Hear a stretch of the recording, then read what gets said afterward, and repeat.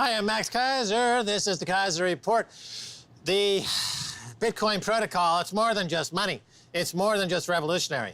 It's a freaking black hole that's sucking in every asset class known to the history of humanity into one glorious pop to who knows where, Stacey. Who knows? Who knows? But you know what? All our gold bug friends who are naysayers about Bitcoin, they are joining the frenzy. And in fact, this first headline, this gold fund is joining the Bitcoin frenzy. Max, you'll recognize the name of this gold fund, gold and silver fund, actually. The Old Mutual Gold and Silver Fund, which manages $220 million of mostly precious metal equities, is jumping on the Bitcoin bandwagon. And wait until you hear the name in this next paragraph here. It's an old friend of the Keiser Report. The fund started buying in April with a mandate to allocate as much as 5% to cryptocurrencies, according to its manager, Ned Naylor Leyland. The idea is to take profits from Bitcoin as it advances to reinvest in gold and silver assets, he said in an interview. Ned Naylor Leyland. Right, yeah, I saw the story. Ned is talking about Bitcoin as being effectively gold. It was designed to be gold, and now he's invested in it. He's putting money to work in it. You know, he's been on our show many times, going back many years. We talked to him about Bitcoin. He's been very reluctant, very hesitant, resisted the idea that it was gold 2.0. But now he's been swept up into the vortex, into the black hole that is Bitcoin. This is also taken over gold money. Our good friends at Gold Money, you know, they were like, bad, Bitcoin bad. Now they're humbled by this asset class, and, you know, to their credit, they're adapting, as any sharp business people do. They now offer great Bitcoin solutions over there at Gold Money and other crypto solutions. And now the old gold mutual fund, you know, has become the new crypto fund. Ned Naylor Leyland is now a convert. I'm sure Jim Rickards is yet to fall. Peter Schiff will fall. All these names that have been crypto skeptics will get sucked up into the Bitcoin vortex and black hole, and they will become converts. And that's the way it's going to happen. I'm guaranteed it's going to happen. Before I continue with the story, the fact that you mentioned the old becomes the new. We are in Durham, D-U-R-M, as they pronounce it here. That's why I got the Durham shirt, Durham, North Carolina. And of course, this is the city that Duke built, that tobacco, the great American tobacco sort of companies built this city. It is now one of the hottest cities in all of America for millennials to move to. It's actually like a lot of tech jobs are in this research triangle, more so than, say, Silicon Valley. And all the new jobs are coming to this sort of area. And in fact, Google Fiber, this is their last place that they're building out their fiber thing. So, you know, it's reinventing itself as this new tech hub. It's an old-fashioned monopoly of tobacco industry, making, you know, new with the Yeah, we're tech talking scene. to Jameson Lopp in the second half. He's a third-generation North Carolinian, and he's a crypto guru, early adopter, getting ready for 10,000. We're going to have a big 10,000 crypto Bitcoin party right here in Durham. This hotel. What's the name of this hotel? The Durham. The Durham Hotel. Ask Jameson Lopp about that. The big party, the 10,000 party. He's got a lot of friends, so it'll be wild. Yes, we actually sat in the reception with him, and everybody knew him. It was pretty crazy. But going back to this Bitcoin story, Ned Naylor Leyland, an old name in the UK, the United Kingdom, an old English name. He hangs out with Prince Harry, and, you know, his family, I think, was making the cars, Leyland Automobile, or some old ancient historical, nonsensical, no longer, you know, relevant industry. And he's sitting behind his desk with his glasses and his fine, you know, Savile Row tailored suit and tie and shirt with the cufflinks, talking to our friend, the Brahmin, the very prominent intellectual. Oh, Sandeep Jaitley. Sandeep Jaitley. And they're sipping tea over there at Harrods, and they're discussing gold and economics. And we've been telling them, you got to get into Bitcoin now for 5 or 6 years. They've been, no way, old boy. We are only buying gold. Well, no, they're begging to buy Bitcoin at Okay. 10,000. He Okay. told them to buy it at 5. well, 5. well, they've been doing their research, and everybody should do What? their research. What You are they, know. geriatrics? Like, they got cement in their veins? They need to Okay, up to it. let's move on to the story. Back to the story, because here's some quotes. So I think it's interesting. Here, this old mutual gold and silver fund. They have gold and silver investors, older money, people interested in gold and silver, and they have a plan, and that is, as he mentioned, to take as much as 5% invested in cryptocurrencies, take their stay at 5% as the profits, the prices continue to rise, and buy more gold and silver with it. It's an interesting, unique plan for their investor It's class. numbnuts. It's a numbnuts plan. Well, everybody has a different portfolio tolerance and whatever. But here is what he says. Bitcoin was explicitly designed to be digital gold, said Naylor Leyland. So if you're going to have a small proportion of a fund in Bitcoin, it should be in a gold fund, because that's exactly the point. It's about bringing the ownership of disciplined money into the modern world. Bitcoin is paving the way for the reintroduction of gold as global money. So you had said this first. He stole that from me. Ned No. stole that from me. So let's talk to a lot of our audience might not know Ned Naylor Leyland. So they might not know the backstory to this. But let's talk about this notion of Bitcoin paving the way for gold to be reintroduced as global money. No, I kid about Ned, but he's a nice guy, and he's a gentleman. And you have to be when you're underperforming to the magnitude. Okay, let so me what do you continue. have? Okay, Yeah, so okay, as far yeah. as introducing gold back into the global currency, yes, because I've said this, and I'm glad someone else is picking up on this. Bitcoin is helping gold by shattering the matrix of Wall Street that is incurring the naked short selling and the financial manipulation that's going on in the futures market of gold. Since, you've got T0, you've got the settlement is the trade date of the contract, et cetera, that we see guys like Patrick Byrne pioneering over there at Overstock. We're going to obliterate all the machinery that's killing the gold price. This will open up parting the sea of derivatives. Like Bitcoin is Moses, parting the sea of derivatives. And through the gap, gold price will finally get to $2,000, $3,000, $4,000 an ounce, thanks to Bitcoin. The ungratefulness of the Peter Schiffs of the world and the Jim Rickards of the world who don't understand what we're doing to make them look good is mind-boggling. So let's move on, because into his come to Jesus moment, how he studied it. Like he's been slow thinking about it, watching it, studying Bitcoin. And again, I do implore you, one can look at the hypermania of Max Keiser and the hyper Bitcoinization. Who's hypermania? Or and just pile in everything you've got, or you have to study it and understand what you're getting into, the reason why you want to own Bitcoin, the reason why you want to get involved in Bitcoin, and that's a good, sensible, healthy thing to do. But here he's like why he likes Bitcoin and the blockchain, what he has studied as a gold investor, as a long-term gold investor. Ned Naylor Leyland says, Bitcoin and blockchain resolve gold's problems of divisibility, ownership, and speed of transmission, said Naylor Leyland, who's investing through a Swedish-listed exchange-traded fund. We're going to revert to sound money, he said. If you imagine sound money and blockchain together, there's quite an exciting potential outcome. His fund has about 80% in gold and silver equities, and most of the rest in physical metal. Well, he's referring to Aristotle's 4 conditions of money. We got scarcity, fungibility, portability, and desirability. Bitcoin fulfills all of those, has since day one. Anyone who's a student of gold should have picked up on that 5 or 6 years ago. And yes, it does fulfill all the conditions, as Aristotle pointed out, of sound money that gold qualifies, so does Bitcoin.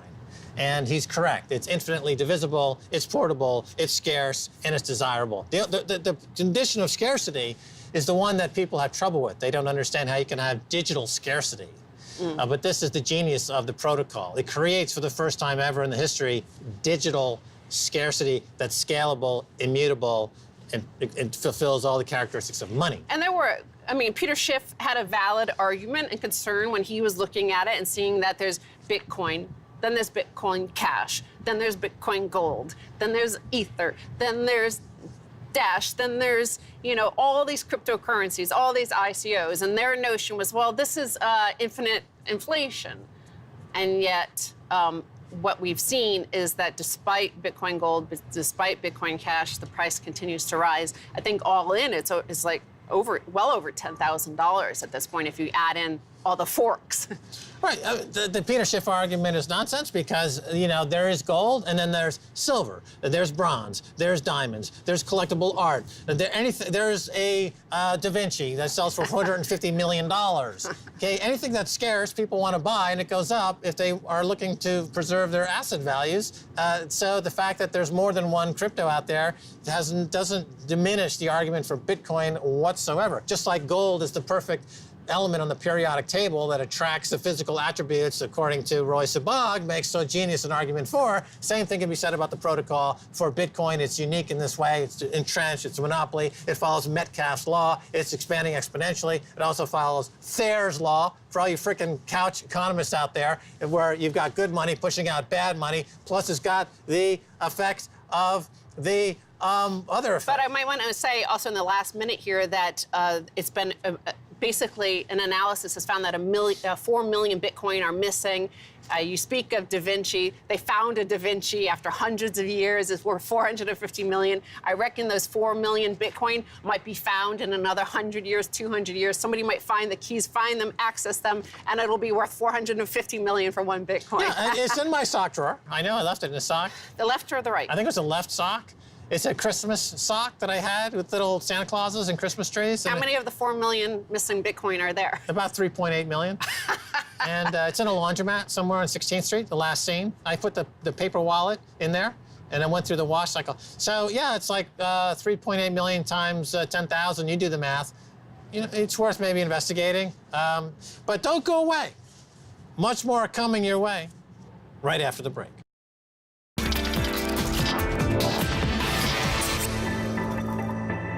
Welcome back to the Keiser Report. I'm Max Keiser. Time now to turn to Jameson Lopp. Jameson, welcome back. Great to be here. All right, Jameson Lopp, you are in the Bitcoin space, have been so for a long time. You know, I've been in the space a long time, and it's hard to find wisdom in this space. It's hard to find people with a level head that have a certain Zen quality. I would say you're the only one that I have found that actually has an even perspective. So we're talking about Bitcoin. And, you know, one of the things you say about Bitcoin is that, you know, we don't really know yet what this is all about. You know, people are theorizing. Is it a replacement for money? Is it the new money? Is it going to take, you know, is it evil? Is it great? You know, you feel that there's things on the horizon still to be discovered. And can you just talk a little bit about this philosophically before we talk about prices and stuff? Absolutely. I mean, we're learning more about this system every day. You know, Satoshi Nakamoto created this thing in 2009, and people have been joining this open collaboration of this project. And they've been arguing, they've been building, they've been, you know, tearing each other's ideas apart, sometimes tearing each other apart. And it's this weird sort of new type of human consensus. I mean, it is crypto anarchy. It is a system where no one rules. And as a result, it's very hard to decide, you know, what are the rules, or how do we decide what the rules are? How do we evolve the system? People are, I would say, experimenting. They're poking the system. They're trying different things. A lot of times they're trying, you know, traditional political or governance methodologies. Most of the time those fail. And people are just going to keep poking the system and trying to understand it better, and the grand experiment is going to continue. So you mentioned a phrase there, human consensus, and this is a phrase, a key phrase in the whole Bitcoin ethos is consensus. And so it's interesting that throughout the human history, there's always been a need to figure out how to govern. You know, as humans come together, you know, going from the hunter-gatherer phase to the agricultural village phase, the domestic phase, you know, you have to have some kind of social contract, as we call this in the 18th century, between the governed and the ones being governed. And here in Bitcoin, the consensus is completely distributed and it's frictionless, and you don't need a government. It's all run on game theory. And in the case of Bitcoin, it seems to cleave down, sociologically speaking, the community, and it's gotten rid of people like Mike Hearn, for example, who was part of the core Bitcoin group, developers, and then had a rage quit and flew the coop because he wasn't happy about the way things were going. Then we had another major break with this Roger Ver Bitcoin Cash, which is a fork of Bitcoin, and along ideological lines, and who had the true Satoshi vision. It's quite interesting sociologically, psychologically. Can you speak a little bit about what Bitcoin Cash is, what people should be aware of it, and if they own it before August 8th, they own it, et cetera? And then a little bit on the sociological aspect of it that I think you do well. Bitcoin Cash is a hard fork of Bitcoin, and so there was a snapshot taken at the beginning of August where, whatever number of coins you had on Bitcoin, you now have on Bitcoin Cash, and all you have to do is get the wallet software that supports that, load up your private keys, and now you can transact on this new network, which is 99% the same rules as Bitcoin, just a few changes on the back end of transaction formats and block sizes and whatnot. And so really what we found here is there's this ideological split between the technical changes that people think should be implemented in order to scale Bitcoin to get it to reach more people. So the main thing is people arguing about, should we scale mostly on the blockchain or should we scale mostly off the blockchain? Personally, I think we need every type of scaling we can get, but the on blockchain scaling to potentially infinitely large block sizes has a lot of ramifications that will impact the ability for the average user to retain sovereignty and to really decide for themselves what Bitcoin is. And you really do that by running a Bitcoin node and using that to secure your money. All right, we need to roll that back a little bit because you have to unpack what you're talking about there. So the large block size, correct me if I'm wrong, but would tend to put power into the miners, and it would be a move against the total decentralization of this protocol, of this network, and this is against what would be the ethos of this totally decentralized protocol. And we've seen that with the apparent conflict of interest between those who sell mining chips, like over there in China at Bitmain, who are for the big blocks, and they would be the direct beneficiary of this. So isn't that a direct conflict of interest, number one? What are your thoughts there? So I would say, generally speaking, and I hate to put anybody into a box, but it seems like a lot of the proponents of Bitcoin Cash believe that Bitcoin miners are kind of a trusted guardian of the network, and they're happy to have nodes that are very expensive to run and only large enterprises and miners can run them, because they believe that the sovereignty really comes from having your private keys and being able to transact from that standpoint. But the miners, of course, are potentially a fairly centralized entity. I think that proponents of Bitcoin Cash would have a counter argument that Bitcoin Core is a centralized entity, and they see trade-off of one versus the other as not being particularly a big deal. So we could argue minutia all day long, but the proponents behind doing hard forks and changing Bitcoin faster, they're willing to make trade-offs in order to try to get mainstream adoption as quickly as possible. All right, so to get back to our first point here, there seems to be something bigger, forces larger than anyone can account for operating here. And that is partly attributed to game theory. So in other words, while these two political camps are battling it out, you have potentially the whole thing being a moot point, because as far as mining goes, you now have Japan getting into mining with the 7.5 micron size chips. You've got something Dragon Mint, which I'm just hearing about, which is a mining initiative. So in other words, good old free market capitalism is still at play here and could trump any political party. And any political party so far that's tried to coalesce has been blown out, has been wiped out. Is that a fair statement? And what is Dragon Mint? I've just learned about it in the last week or so. I think it's brand new. What do you know about it? Tell us about it. I think there are actually a multitude of initiatives going on behind the scenes, because this whole ordeal over the past year or two with miners like blocking segregated witness activation and kind of acting like bullies in various ways has really put a sour taste in a lot of people's mouths. And the people who got into Bitcoin early on tend to be very anti-authoritarian. And whenever they feel that any particular entity or group is beginning to amass too much power, they dig in their heels and they say, no, we're not going to go along with this, we're rejecting you. So I think that there are actually many more initiatives on the mining side where people have gotten frustrated and they've said, you know what, we're willing to put in the capital to help further decentralize the mining, to make it a more competitive market. I think we're going to see more announcements coming in the coming months, and that in general, mining is going to become more competitive and the miners are going to lose a lot of their kind of bargaining chips of their hash power. So the Dragon Mint, from my understanding, is really backed by BTC Drac, who is a Bitcoin Core developer, and I think he's working with some chip fabricators, and they're just trying to get the most efficient miners out there on the market to get them in as many hands as possible to further decentralize hash power. Right, BTC Drac. And what's his Twitter handle? I think it's BTC Drac. I believe so. What's your Twitter handle? Just Lopp, L-O-P-P.